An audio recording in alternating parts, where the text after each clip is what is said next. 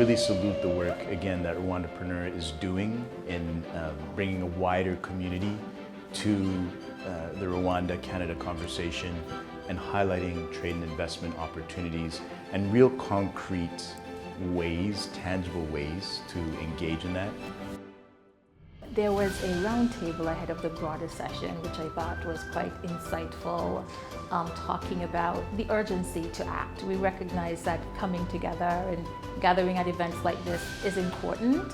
However, we also need to be quite as intentional about what is the action plan following these events, and be intentional and urgent about the actions, because the opportunities are before us now and we need to ensure that we don't miss them.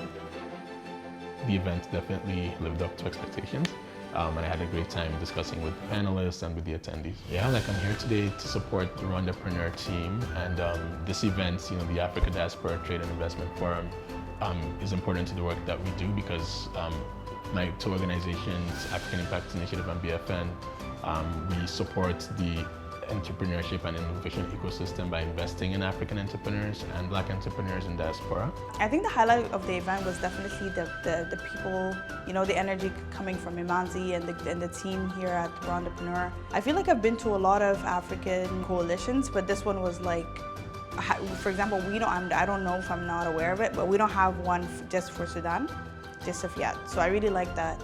Even though it is focused on, it's, Rwandapreneur, but it's also bringing other people from East Africa, West Africa, South Africa, so. What made me decide to sponsor this event is all about giving back to society.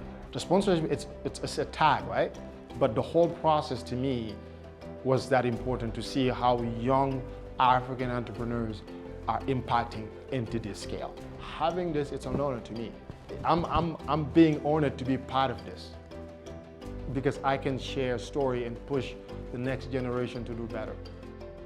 I would add that I think it's really easy to think about Africa as a place with challenges and difficulties, but it's actually a place filled with opportunities. And so I think we've got to really frame our mindset around looking for those opportunities and looking for the solutions.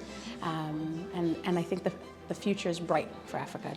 So I think, with people like this meeting and doing things together, the opportunities are limitless. I think there is the full spectrum of resources within the diaspora is there, and that's why I think people should come to events like this, engage, network, connect with other like-minded people, because this is how you truly build a business on the continent that's on solid foundation, because there is the need for local partners, but you also need international expertise. We came here to bring solutions, which I admire about this event today, because it's all about finding solutions. We're going to case by case studies, with all the case studies, solving it, not just staying in the whole perspective, but just getting straight to the point. How do we solve this issue to this issue? How do we solve to this issue? And the beautiful part of it is it was an ecosystem today. It's been really good to hear from Rwandans on the continent, in Rwanda at the moment. We heard from the Rwanda Development Board, and that was really eye-opening for me. Just some of the statistics they shared around, I think it was 16 times GDP growth over the last about 15 years, which is really impressive. And just the welcoming environment, the business-forward environment that they have. So it was really eye-opening to see that presentation. I think these events, you often hear one side of the story. It was really good to see that a lot of effort was made to engage those policymakers who are making it easier for us to actually move back to do the investments. Working at the intersection of policy, partnerships, and narrative change, one of the through lines, I think, in all the conversations today was the role of the diaspora. And I think connecting that with the need to change the message or tell a different story about the continent, it really underscores how important the role of the diaspora is, and the soft power that we have that we don't always recognize and exercise.